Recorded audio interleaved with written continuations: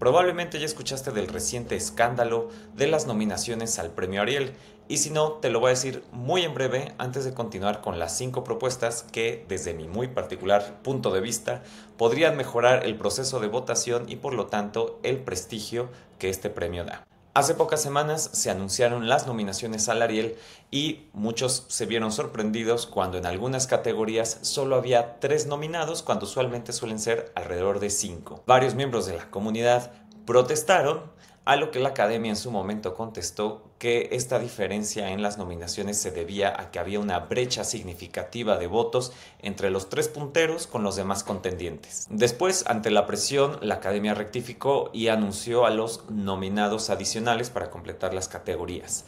El manejo de crisis no fue el mejor. Esto anuló en buena medida para los nuevos nominados la posibilidad de construir o hacer una estrategia mediática o de prestigio a su favor. Ya de alguna forma hay una concepción en el público de que entraron como de chiripazo y pues eso no es su culpa, sino es un mal manejo de esta crisis. El verdadero problema es que vota muy poca gente, eso ya es más o menos sabido en los últimos años, pero en Twitter Julián Hernández dijo que habían sido más o menos 120 personas las que votaron para definir a estas nominaciones, cuando miembros de la AMAC, de la academia, son más de 1500. En otro video que encuentran en mi canal explico las diferencias entre las premiaciones de academia y las premiaciones en festivales de cine. También, si quieren saber a detalle los cambios en el reglamento de la academia, Cine Garage acaba de publicar una entrevista con Armando Casas, que es el director de la academia, donde se explica un poco esta situación en particular y los cambios en las reglas de los recientes años. Pero hoy no me voy a detener realmente a seguir criticando algo que ya se dijo en muchísimos lados, sino vengo con una propuesta, 5 para ser específicos, sobre qué creo que se podría hacer para mejorar los procesos de votación en la academia y por tanto el impacto y el prestigio que este premio tiene. Antes de continuar, te recuerdo, suscríbete a mi canal si no lo has hecho y dale like. El primer problema es el pago de la cuota anual, aunque realmente no es el pago en sí, porque el pago, por lo menos el último año era de 2.500 pesos, no sé si habrá modificaciones en ello, y en muchas academias del mundo también se cobra, la Academia Mexicana no sería la primera en cobrar una cuota para tener derecho a nominar y a votar luego posteriormente en los ganadores y en otros procesos como elegir la película mexicana que representará que nos representará en el Oscar y en el Goya, ¿no? La cuota es algo que tiene pocos años, realmente surgió a raíz de la fuerte crisis financiera que enfrentó la academia, que estuvo a punto de no llevar a cabo 1 o 2 años consecutivos la premiación del Ariel. No, fue una solución de momento y que les ha ayudado a sobrevivir. En otras academias funciona la cuota y yo creo que aquí realmente es un problema de percepción.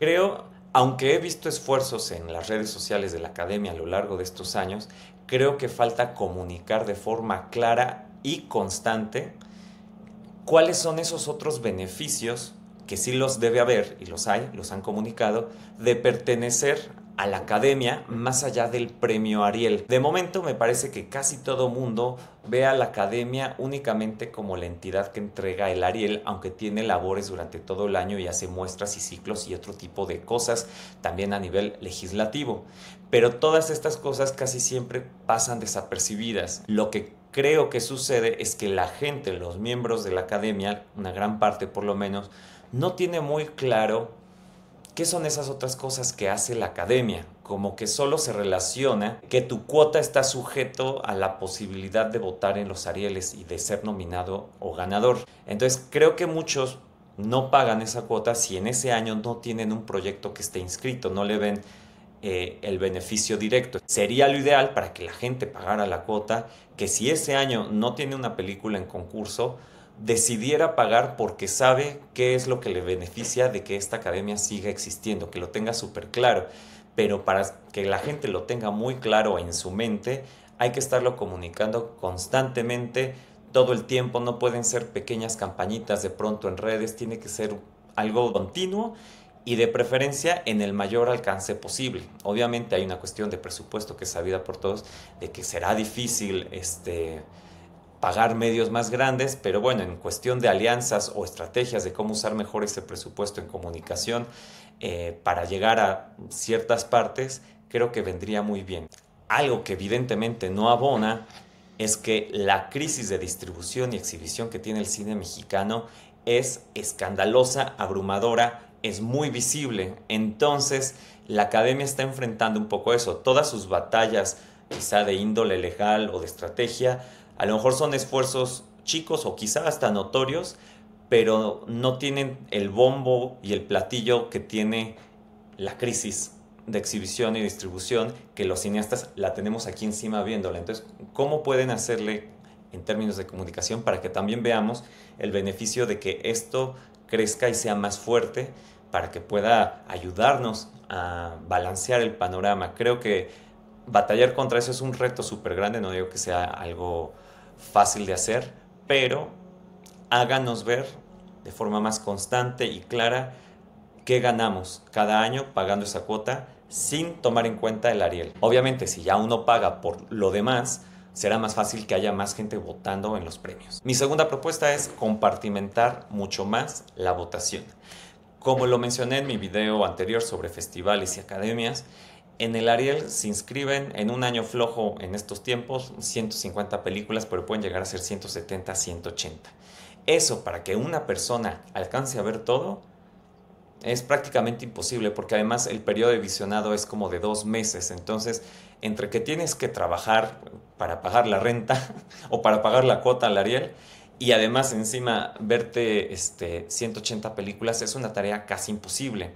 Incluso a mí, que pues trabajo parte del año como programador de cine, cuando llega el momento de votar en los Arieles para la cuestión de nominaciones, yo ya vi cerca del 70% de las películas, pero aún así ver ese 30% restante mientras trabajo en otras cosas es un reto. Entonces, para la gran mayoría, sobre todo si no trabajan en festivales de cine y tienen oportunidad de ver películas a lo largo del año fuera de ese periodo de 2 meses, va a ser muy difícil, yo creo que es prácticamente imposible, cubrir y ver absolutamente todas las películas en este tiempo. Entonces, ¿qué hacer? Yo creo que se puede empezar por dividir las categorías. Ya hay una especie de división, es decir, por ejemplo, a mí cuando me invitaron a ser parte y cuando se me despliega el formato de inscripción, como a mí me nominaron en cortometraje, entonces mi obligación es ver de entrada los cortometrajes, pero luego me inscribo voluntariamente a largometraje documental, a largometraje de ficción, a todas las categorías que tú quieres te puedes inscribir de manera voluntaria. Pero quizá convendría hacerlo de una forma como mucho más estricta. Se me ocurre, por ejemplo, que si hay 400 miembros que se inscribieron para ser el comité nominador, a lo mejor asignas a 100 de forma aleatoria y que cambie cada año. 100 se van a dedicar únicamente a ver corto y largo de ficción. 100 van a ver únicamente corto y largo de documental. Otros 100 van a ver los cortos y los largos de animación. Y otros 100 van a ver únicamente óperas primas y largometraje iberoamericano. Así, en vez de tener este panorama que además agobia mucho de que te faltan ver 170, pues a lo mejor ya estás hablando de 40 películas, 50, y es un número mucho más manejable psicológicamente nada más de entrada, y luego en términos de carga de trabajo y tiempos. Ciertas categorías creo que sí necesitan ser evaluadas por miembros especializados en lo que se está premiando. Ya van en los años que he sido miembro y he votado, varias veces que digo, creo que están confundiendo efectos visuales con efectos especiales, y luego ves nominados que apenas si tienen efectos visuales, pero tienen muchos efectos especiales, pero los nominan en visuales y no en especiales, porque hay mucha gente que no sabe quizá la diferencia. Y también ha habido casos que me pregunté, digo, no voy a decir nombres para no andar ahí quemando y quemándome, de una película que no tenía ni siquiera, quedó nominada y ni siquiera tenía un pequeño video con el antes y el después del VFX, solo había una descripción en texto de lo que, de lo que habían hecho. Y si no hay un antes y un después, es muy difícil, salvo que sea una película de ciencia ficción, veas naves espaciales, etcétera, distinguir qué es VFX o no, porque muchos de los trabajos que habían hecho en VFX era como de limpieza, de poner ciertos elementos que no estaban en imagen, pero si nadie te los señala puntualmente en un antes y un después, es muy difícil darte cuenta cuál es el efecto visual a evaluar. Y si te das cuenta es porque probablemente no es el mejor efecto visual. Entonces, creo que esas categorías muy técnicas vendría bien que se les asignara a ciertas personas y tú evalúas únicamente todas las películas que hayan palomeado que tienen efectos visuales a considerarse para premio. También hay una cuestión que quizá es más compleja, pero no creo que no se pueda resolver, pero hay categorías transversales, por ejemplo, que pueden tener en documental y en ficción, que es foto, edición, diseño sonoro, que si divides a los miembros a que solo vean documental o solo vean ficción, pues luego cómo decides estas categorías que comparten ambas, ¿no? Y lo que se me ocurre es que hagan listas cortas, que eso se hace en muchas academias también, en ciertas categorías hacen una lista corta. Entonces, ¿qué creo que vendría bien es documental propone 4 o 5, que serían los más votados del área de documental, ficción propone 4 o 5, los más votados del área de ficción, y se hace una lista corta de 8 o 10, y ya esa lista corta se somete a la votación de los miembros en general y se terminan de definir con esos votos las 5 nominadas. Esto va a ir sumando películas, obviamente, pero siguen sin ser 170, que ese es como el gran reto. ¿Cómo hacemos para que la gran mayoría vea ciertas categorías completas? Tercera propuesta, ampliar la base votante. Lo que envuelve el cine puede ser mucho más que solo estas categorías y estos oficios que están con posibilidad de ser nominados. ¿Por qué no invitar a otros rubros que también forman parte del ecosistema del cine a que voten? Esto sucede en los Óscares. Ahí se me ocurren críticos de cine, programadores de festivales de cine del país, evidentemente, técnicos como gaffers, iluminadores, a lo mejor los postproductores, que luego ellos supervisan todo el proceso de postproducción, pero su rol no tiene un premio como tal a mejor postproductor, pero evidentemente también tienen mucho conocimiento de lo que implica hacer cine. Entonces, hay una posibilidad de crecer ese pool de votantes que también ayuda a un fenómeno que se critica mucho casi siempre que anuncian los nominados, que hay estas películas que parece que se votaron como en caravana. Eso sucede en todas las academias del mundo, o sea, la de México no es el único fenómeno, pero por lo mismo que son muy pocos votantes, por ejemplo, si Julián Hernández decía que había 120 votantes, hay películas, por lo general las muy grandes, ¿no?